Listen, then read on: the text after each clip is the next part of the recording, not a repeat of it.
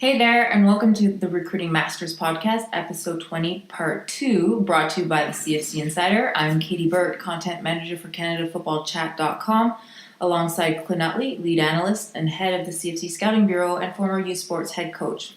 Clint, how's it going?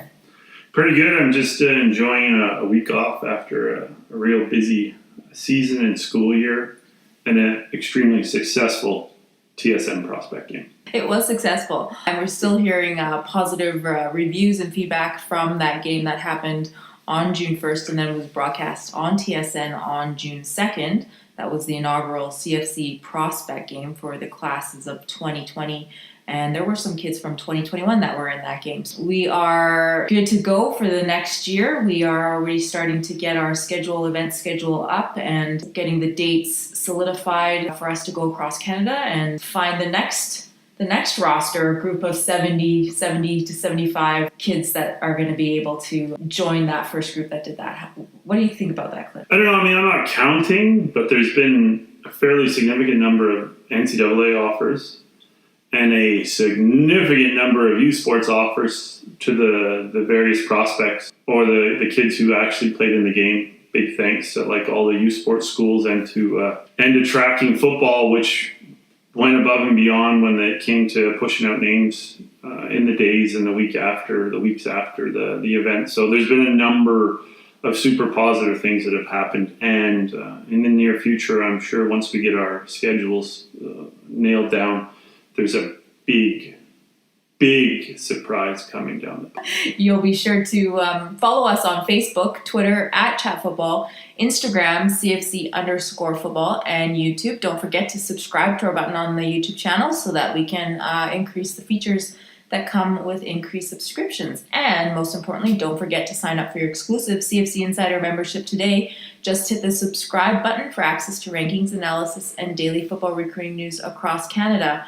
So today, Clint, we're going to be, like I said, this is part 2 of the podcast that we did last week regarding different NCAA offer types, as well as we will be finishing off the top prospects for the junior college and youth sport prospects that we pumped out over the last couple weeks, and then finally that offer, that guy. Clint, we ended up last week delving into going down the rabbit hole with the NCAA offers, partial scholarships, walk-ons, preferred walk-ons, all of that type of thing. So if you didn't catch that, you'll want to listen to last week's podcast, part 1, to catch that content. This week, you said we were going to do a little bit more of the committable offer, non-committable, the camp offer, the funny new silent offer, as well as there's different types of scholarships that you can get, red shirt scholarship, gray shirt, blue shirt, green shirt, which I actually didn't know about and had just researched it. So Clint, let's continue our conversation from last week. Can you just give us a bit more direction about these different types of scholarships and these offers? Well, the ones that are more traditional are the red shirt and the gray shirt.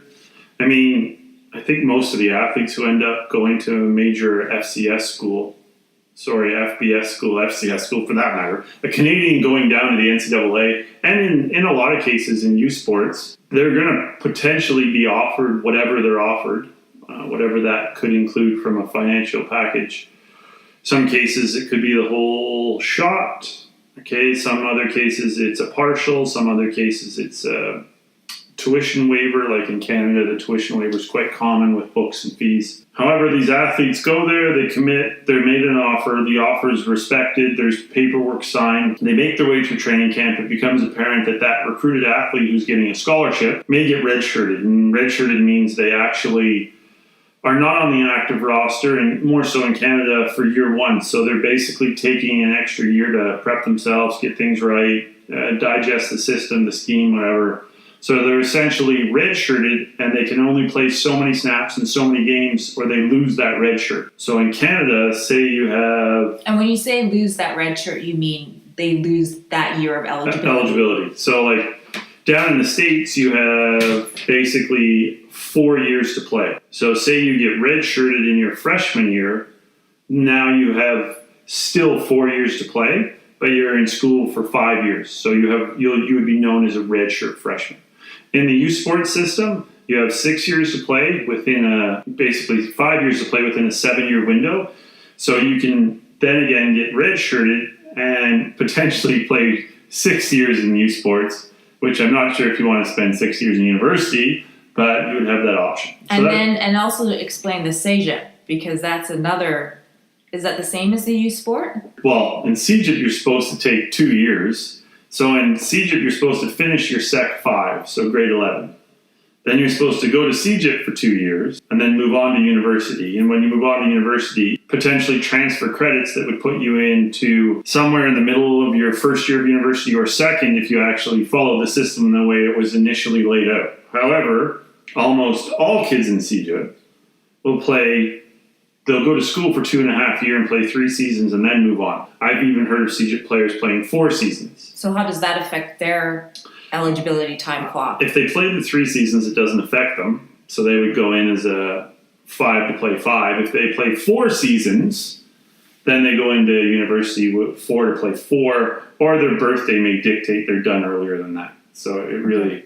And there's a birthday or an age limit on the CEGEP, how old you can be leaving CEGEP as well. So, yeah, I mean, they're always a little different with the system being Sec 5 leading into CEGEP in Quebec. But if you really think about it, it's no different than back in the old days in Ontario when you had grade 13. Like, there's no difference. It's the way it is. It's the way it's set up. So, I mean, it works out super beneficial for those kids in Quebec who are football junkies, because they essentially get an extra year to prep themselves for university on top of their playing in that CEGEP system, which for the most part, especially the AAAs, is probably some of the best amateur football in Canada. So you get another year of development. So that's kind of redshirting. Gray shirting, for me, gray shirting is, and it happens a lot with Canadians, and I'm sure it happens just as much with Americans down across the border, but a lot of the time it happens with Canadians. Canadians get into the system late as far as NCAA coaches knowing about them. Well, they used to. What you have is basically a gray shirt. So a player goes down to an NCAA camp. He's basically heading into grade 12. Most NCAA schools are 1 or 2 years ahead on their offers, or their big boards are built or whatever. So they realistically, or they don't, have an offer for a player that year. So they essentially have them come down a little bit early or come in a bit early, but they're guaranteed a scholarship the following year. That's kind of how I've probably seen it play out most times. So it's basically they're making a commitment to you, but they can't offer or honor that commitment for another year. So that's kind of a gray shirt. And do they have to honor that commitment, or if the player doesn't do well that first year, then that's out, right? Well, yeah, I mean, you could get gray shirted, but to me, gray shirting is more of like hiding them. Okay. I mean, you could anybody could boot a kid off a scholarship or not honor a scholarship, but I don't know, like that doesn't go on a lot. It may go on more now than it used to, since we have like all these different types of offers. But I mean, for the most part, you're hoping that a coach would honor a commitment, right? Right, yeah. I mean, they're supposed to be like developing and mentoring young people. Yeah. Not being a used car salesman and pulling the plug whenever they feel like, which I'm sure you get a lot of both, but I'm hoping you get most of, you know what, a coach, if he does his due diligence, checks all the boxes, well then he shouldn't be missing out on his assessment of a recruit very often. And if he is, why on earth is he like coaching at that level? Mm-hmm. So anyways. And then what's the next two? The blue shirt scholarship and green shirt, which I had zero idea about. I know what a blue shirt is. Different things. Like I think these are all the more technical terms, but it's not really what you hear in regular conversation. Yeah, I mean, blue shirt isn't one I've heard a lot of. I understand what it is. It's basically they're offering a kid at the end of like the fall practice, however he's not gonna the blue shirt is a term that's not used a lot. It may be used like deep down in various parts of the United States. It's not something I have heard a lot of. I've heard a lot about gray shirts and red shirts. You hear red shirt is a term commonly used that's common. All over North America. Gray shirt is a term that's used for a high-end, for me, being from Canada, high-end high school prospect who's going down to the States a bit early. Then they're just trying to stash him for a year so they can have a scholarship open up so they can offer him. Blue shirt is not really thrown around that often. I've never really used that term. So that, like, blue shirt, yeah, I'm not sure. It's very similar to a gray shirt if you ask me. It's just an unrecruited player. Yeah, it's like a player who's, yeah, but that's not really that. There's a lot of cases, and you'll see them. They make really good, like, social media stories where a kid was a walk-on, and he walked on, and after his first year, he wasn't gray shirted, so he wasn't on the books to get something. Right. But he lit it up, and basically in doing that, he earned himself a scholarship. And I think that's why they make such a big deal of it with like the videos and because not often, if you think about how many kids want these scholarships at these institutions, and I'm talking all of them that offer a full, there's probably 30 kids lined up for each scholarship. So when they actually go and find a scholarship for a kid who was totally unrecruited, who's walked in or walked on and earned it, especially early in his career, I mean, that kid's done something exceptional. Or it's like any other sport or any other, like, competitive atmosphere. There's late bloomers. Yeah. There's players. I know a perfect example. I knew a defensive end who's from, I believe he's from Harbor City, or he may not be from there. His name is, he's the head coach at Acadia University, Jeff Cummins. I know that he was not recruited out of high school, and then I think he went to, and I'm not even going to say what JUCO he went to because he might get really upset with me if I say the wrong one. So he went to one of the high-profile JUCOs in California, and I honestly believe that Jeff gray-shirted.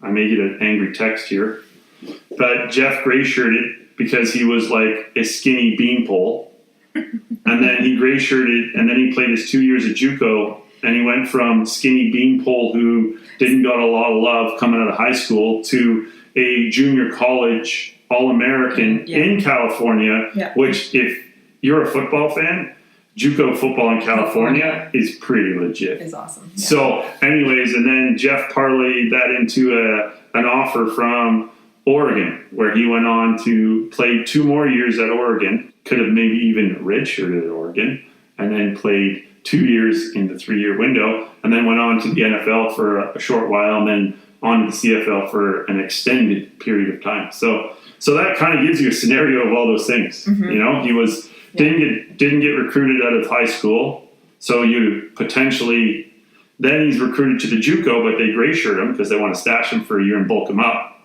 Which they needed to. Yeah. Take him through the JUCO system where he's a late bloomer, and then he's basically a junior college All-American, gets the full scholarship or whatever the offer, and ends up at Oregon, where I can't be sure, but he would have the potential to possibly, or no, because he's a JUCO player, he couldn't redshirt, or he could possibly redshirt. So, but those are all the terms thrown into one scenario right there. So, and then the last one we have down, and the last one, like the blue shirt, I don't hear about it a lot just because it's talked about in different terms, is a green shirt, where basically a high school student just jams everything in, and they finish at the end of the fall semester in their senior year. So they essentially have freed up their second semester so they can move to their school of choice. This usually happens with high-profile recruits. And they'll make their way down to the school, and they'll kind of kick off school early, which is like super beneficial for them because they graduate early. So they move in and they get a whole semester of courses at university to kind of settle in, but they do spring ball. So they've essentially been on campus for 4 or 5 months, and they do whatever those teams do in the summer. Yeah. I don't know what they're allowed to do, but I'm sure they do a lot more than what they're allowed to do. But anyways, like, they get that entire 4 to 6 month window to kind of acclimate and fit in with their teammates.